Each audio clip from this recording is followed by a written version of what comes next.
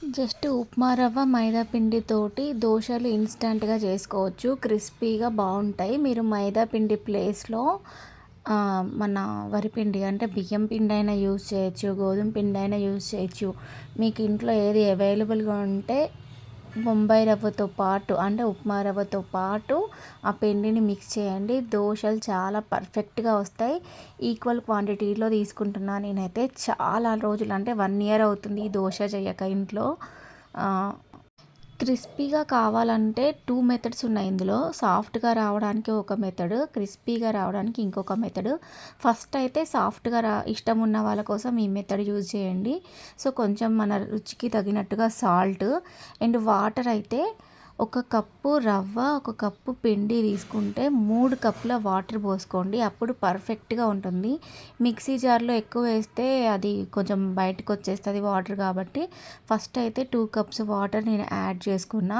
Measurements అనేవి అంటే batter అనేది మీ కన్సిస్టెన్సీ తగ్గట్టుగా ఇంక కొంచెం ఎక్కువ వాటర్ వేసుకుంటారా, మందంగా చేసుకుంటారా అనే దాన్ని బట్టి మీరు చూసుకోండి. ప్రస్తుతానికైతే నేను 2 కప్స్ పిండి అంటే ఒక కప్పు రవ్వకి, ఒక కప్పు మైదాకి 3 కప్పుల వాటర్ అయితే పోసా. ఇంకా ఇష్టం ఉన్న వాళ్ళు ఈ బ్యాటర్‌లో మన జీలకర్ర అండ్ ఇంకా కొంచెం కరివేపాకు, ఆనియన్స్ మీ ఇష్టం అండి. కాకపోతే ఆనియన్స్ చాలా అంటే గ్రేట్ చేసి వేసుకోవాలి. అలా అయితేనే ప్యాన్‌కి అంటుకోకుండా వస్తాయి దోసలు. ఇవి చాలా సెన్సిటివ్ దోసలనమాట. అంటే ఎట్లా అంటే ప్యాన్ మరీ ఓవర్ హీట్ ఉంటే మాత్రం ఈ దోస అస్సలు రాదు. ప్యాన్‌కి గంటె అతుక్కుపోతుంది. సో, వేసేటప్పుడు అంటే ఈ సాఫ్ట్ దోస వేసేటప్పుడు చాలా లో ఫ్లేమ్ పెట్టుకొని ఎక్కువ హీట్ కాకముందే దోస వేసుకోవాలి. తర్వాత ఆయిల్ వేసుకున్న గ్రీస్ చేసుకున్న తర్వాత హై ఫ్లేమ్ మీద కాల్చుకోవాలి. ఇలా గనక మీరు చెయ్యకపోతే ఖచ్చితంగా ప్యాన్‌కి అంటుకుపోవడం ఖాయం. ఒకవేళ ఇది ఎవరైనా చేసి ఉంటే ఆల్రెడీ కామెంట్ చేయండి. చెయ్యని వాళ్ళు ఎవరైనా ఉంటే డ్యూటీ టైమింగ్స్‌లో మార్నింగ్ ఎర్లీగా అంటే స్కూల్‌కెళ్ళే టైమింగ్స్‌లో మాత్రం ఇట్లాంటి ప్రయోగాలని అస్సలు చేయకండి. ఒకవేళ మీకు ఫెయిల్ అయిందనుకోండి తిట్లు పడతాయి అనవసరంగా. సో, మీరు ఏ ప్రయోగం చేయాలనుకున్నా గానీ ఫ్రీ టైమ్‌లో ఒకరోజు చేసి చూడండి. ఒకవేళ అది సక్సెస్ అయితే మన కామన్‌గా మార్నింగ్ టైమ్‌లో చేసుకోండి. సో, ఇట్లా కొంచెం హీట్ ఉంటే ప్యాను వాటర్ స్ప్రింకిల్ చేసి నార్మల్ హీట్‌కొచ్చేదాకా చూసుకుంటూ హీట్ తక్కువ ఉన్నప్పుడు మాత్రమే ఈ సాఫ్ట్ అండ్ సెన్సిటివ్ చూడండి కొంచెం హీట్ ఉన్నా అట్లా పట్టేస్తదనమాట. ఈ సాఫ్ట్ అండ్ ఇన్‌స్టంట్ దోస అని మీరు చేసుకోవచ్చు. ఎంత సింపుల్ ప్రాసెసు. అసలైతే యాక్చువల్‌గా స్టార్టింగ్‌లో నా మ్యారేజ్ అయిన కొత్తలో చేత్తో కలిపేదాన్ని పిండి. కొంచెం అక్కడక్కడ ఉండలున్నట్టు అనిపిచ్చేది. బట్ తర్వాత మిక్సీలో వేస్తే పర్ఫెక్ట్‌గా మిక్స్ అయిపోతుంది. ఎక్కడ కూడా ఉండలు లేకుండా బ్లెండ్ అవుతుంది. ఈ దోసలోకి ఆనియన్ చట్నీ అయితే చాలా బావుంటుంది. కానీ మా ఇంట్లో ఎక్కువగా ఆనియన్ చట్నీ ఇష్టపడరు కాబట్టి నేను పల్లి చట్నీతోటే పెట్టేసా. సో, ఇట్లా కొంచెం క్రంచీగా, కొంచెం సాఫ్ట్‌గా బావుంటుంది. మైదా పిండి కాకుండా మీరు గోధుమ పిండి వేస్తే ఆ ఫ్లేవర్ వేరేలా ఉంటుంది. బియ్యపు పిండితో చేస్తే ఇంకా బావుంటుంది. బట్ బియ్యపు పిండి ప్రెజెంట్ ఇంట్లో నాకు అవైలబుల్‌గా లేదు. అండ్ నేను నా ప్రీవియస్ వీడియోస్‌లో ఏ కుకింగ్ వీడియో స్టార్ట్ చేసినా గానీ, ఒక చిన్న పొడుపు కథతో స్టార్ట్ చేసి, దాని ఆన్సర్‌తో ఎండ్ చేసేదాన్ని. బట్ ఎవరు ఎలాంటి రెస్పాన్స్ ఇవ్వట్లేదు. అందుకే నాకు అవసరమా అనిపిస్తుంది కొన్ని కొన్ని చేసేటప్పుడు. అండ్ ఇంకొక విషయం మెయిన్ థింగ్ ఏంటంటే, కరీంనగర్‌కి చెందిన వాళ్ళు ఎవరైనా ఉంటే, వాళ్ళ కోసం నేను ఒక వీడియో చేశా అండి. కొత్తగా మెడికల్ కాలేజ్ కడుతున్నారు. అందులో కాంట్రాక్ట్ బేస్‌లో జాబ్స్ ఉన్నాయని చెప్పేసి నేను ఒక వీడియో ఎడిట్ చేసి పెట్టా. మరి దానికి ఎందుకు కాపీరైట్ పడుతుందో నాకు అర్థం కావట్లేదు. సో, అది డిలీట్ అయితే చేయాల్సొచ్చింది. కొన్ని కొన్ని సార్లు కొన్ని ఎందుకు అవుతున్నాయో అంటే వర్డ్స్ హార్డ్‌గా ఉన్నాయా? లేకపోతే దేనికి అనేది నాకైతే అర్థం కావట్లేదు. కరీంనగర్ వాళ్ళు ఎవరైనా ఉంటే దానికి సంబంధించిన డీటెయిల్స్ ఏమైనా ఉంటే కొంచెం నాకు కామెంట్స్ రూపంలో తెలియజేయండి. అండ్ నేను ఇంకొక విషయం చెప్పా కదా! మీరేదన్నా యూజ్‌ఫుల్ వీడియోని గనక మీరు నాకు షేర్ చేస్తే దానికి సంబంధించి ఏదైనా మంచి రీచ్ ఉంటే మీకు ఖచ్చితంగా ఒక గిఫ్ట్ ప్రెజెంట్ చేస్తా అని చెప్పేసి. మాక్సిమం ఎవ్వరు ఇంతవరకైతే ఒక వీడియో కూడా సెండ్ చేయలేదు.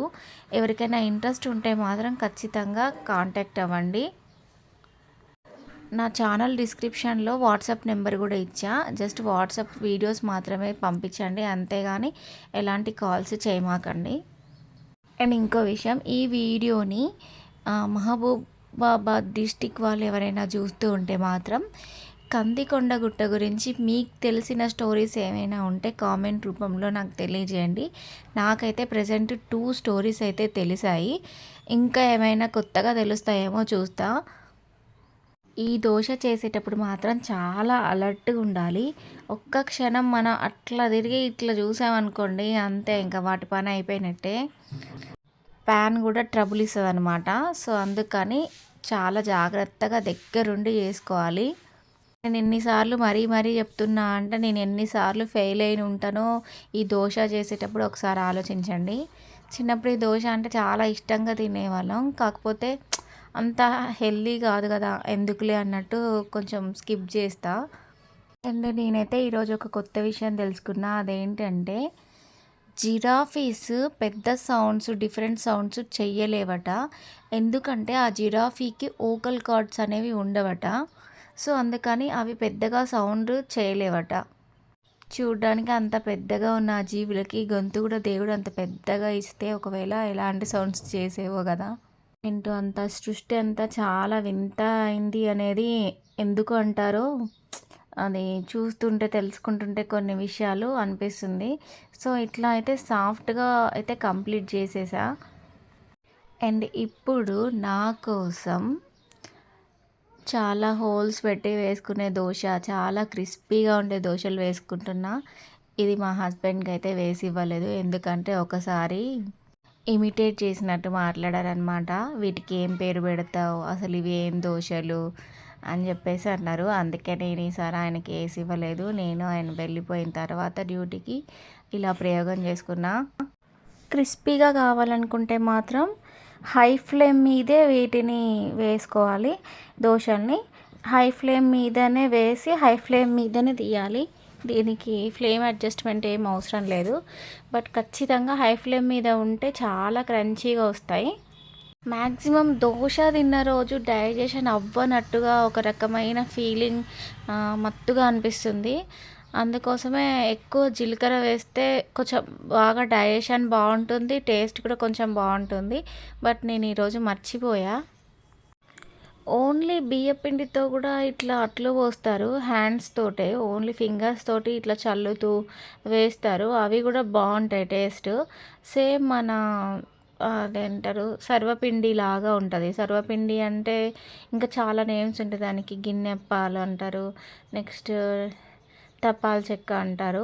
సో ఒక్కొక్క ఏరియాలో ఒక్కొక్కలాగా దాన్ని పిలుస్తారు. సో అవి కూడా టేస్ట్ బాగానే ఉంటాయి. అవి తెలంగాణ స్పెషల్ డిష్ కదా అసలే. నాకు ఈ డిఫరెంట్ నేమ్స్ అనేవి నేను కేయూ హాస్టల్లో ఉన్నప్పుడు ఒక్కొక్కరు ఒక్కొక్కలాంటి ఒకే ఐటెంని డిఫరెంట్ నేమ్స్తో పిలవడం అనేది అక్కడ చాలా వెరైటీగా అనిపించేది. అండ్ ఫైనల్గా మీలో ఎంతమంది ఈ రవ్వట్లు చేసుకొని ఉంటారో కామెంట్ చేయండి. ఈ ప్రాసెస్ నచ్చితే కనుక లైక్ చేయండి.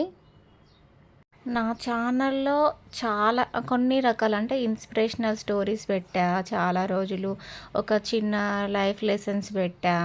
నెక్స్ట్ ఇంకా లాంగ్ వీడియోస్లో అయితే ఎక్కువగా inspirational videos, cooking videos and ఇంకా స్టడీకి రిలేటెడ్ వీడియోస్ అయితే చాలా పెట్టా. బట్ ఎక్కువ రెస్పాన్స్ అయితే ఫుడ్ వీడియోస్కే వస్తుంది. అంటే ఎక్కువ లైక్స్ అయితే వాటికే వస్తున్నాయి. వ్యూస్ కూడా ఫుడ్ వీడియోస్కి ఎక్కువ వ్యూస్, మిలియన్ వ్యూస్ వచ్చేవి మాత్రం ఫుడ్ వీడియోస్కే వస్తున్నాయి. నెక్స్ట్ అంటే షార్ట్స్లో మాత్రం బిజినెస్ ఐడియాస్కి మంచి రెస్పాన్స్ అయితే ఉంది. అయితే బిజినెస్ ఐడియాస్ వీడియోస్ ఎక్కువ వ్యూస్ వెళ్ళినాయి స్టార్టింగ్లో. కాకపోతే నాకు తెలియని ఒక బిజినెస్ గురించి ఏదో తూతు మంత్రంగా చెప్పాలనిపించట్లేదు. ఏదైనా సరే నేను ఎక్స్పీరియన్స్ చేసిన తర్వాత నాకు తెలిసినవి, బాగా తెలిసినవి, నేను చేసినవి, నేను నా కళ్ళతో చూస్తున్నవి చెప్తే బాగుంటుందని అనిపిస్తుంది. అందుకే ఎక్కువగా ఆ వీడియోస్ చేయలేకపోతున్నా. అండ్ లాస్ట్ 1 వీక్ నుంచి కూడా ఈ లాంగ్ వీడియోస్ అసలు అప్లోడ్ చేయలేదు. ఎందుకంటే చిల్డ్రన్స్ డేకి సంబంధించిన గెటప్స్కి సంబంధించిన వర్క్స్లో నేను పిల్లలతో బిజీగా ఉన్నా. కొన్నిసార్లు మనం ఎన్నో డెసిషన్స్ తీసుకుంటాం, అందులో కొన్ని జరుగుతాయి, కొన్ని జరగవు. సో నేను కూడా ఒక లాంగ్ వీడియో, ఒక షార్ట్ వీడియో ప్రతిరోజు కంపల్సరీ చెయ్యాలి అని అనుకున్నా. బట్ కొన్ని సందర్భాల్లో కుదరట్లేదు అది. నా సబ్స్క్రైబర్స్ చాలామంది అడిగేది మాత్రం బిజినెస్‌కి సంబంధించిన వీడియోస్ చేయండి, యూజ్‌ఫుల్ అయ్యే వీడియోస్ అని చెప్పేసి అడుగుతారు. బట్ నేను తెలుసుకునేవి చాలా ఉంటాయి. కానీ అందులో ఏది ఫేక్, ఏది రియల్ అనేది కొంచెం నాకు డౌట్ అనమాట. అందుకే నాకు అలాంటివి ఏవి పడితే అవి అప్లోడ్ చేయాలంటే భయమేస్తుంది. ప్రెజెంట్ అయితే ఇదొక కొత్త డిష్ అని అనుకుంటున్నా చాలా వరకు కొంతమందికి. ఇది మీకు గనుక కొత్తగా అనిపిస్తే, ఎప్పుడు మీరు ట్రై చేయకపోతే మాత్రం ఖచ్చితంగా నచ్చితే లైక్ చేయండి. మీ కామెంట్స్ అనేవి నన్ను ఇంకా కొంచెం ఇంప్రూవ్‌మెంట్‌కి తీసుకెళ్తాయన్నమాట ప్రతి విషయంలోనూ. రియల్ లైఫ్‌లో మంచి ఇంట్రెస్టింగ్ స్టోరీస్ ఎవరి గురించైనా ఉంటే నాకు కామెంట్ చేయండి. దాని గురించి ఇంకా కొంచెం ఎక్కువ విషయాలను తెలుసుకొని నేను ఒక లాంగ్ వీడియో అయితే చేయడానికి ట్రై చేస్తా. నా most of the videos 20-40 years మధ్యలో ఉన్న వాళ్ళే చూస్తున్నారు. సో, మీరు తెలుసుకున్న విషయం మీ పిల్లలకి చెప్పడానికి కూడా కొంచెం యూజ్‌ఫుల్‌గా ఉంటుంది కదా! 5-6 ఇయర్స్ పిల్లలైతే ఖచ్చితంగా కొన్ని కొత్త విషయాలు తెలుసుకోవాలని చాలా ఇంట్రెస్టింగ్‌గా ఉంటారు. అలాంటి వాళ్ళకి ఇన్స్పిరేషనల్ స్టోరీస్ చెప్పడం వల్ల వాళ్ళ బ్రెయిన్‌లో కూడా ఒక పాజిటివిటీ అనేది మనం క్రియేట్ చేసిన వాళ్ళం అవుతాం. ఫైనల్‌గా ఈ వీడియో అయితే ఎండ్ అవ్వబోతుంది. ఈ వీడియో ఫైనల్‌గా మీకు నచ్చినట్టయితే లైక్ చేయండి. ఇంకొంచెం ఇంప్రూవ్‌మెంట్‌కి మీ సపోర్ట్‌ని నాకు ఖచ్చితంగా అందివ్వండి. Thank you for watching. Bye.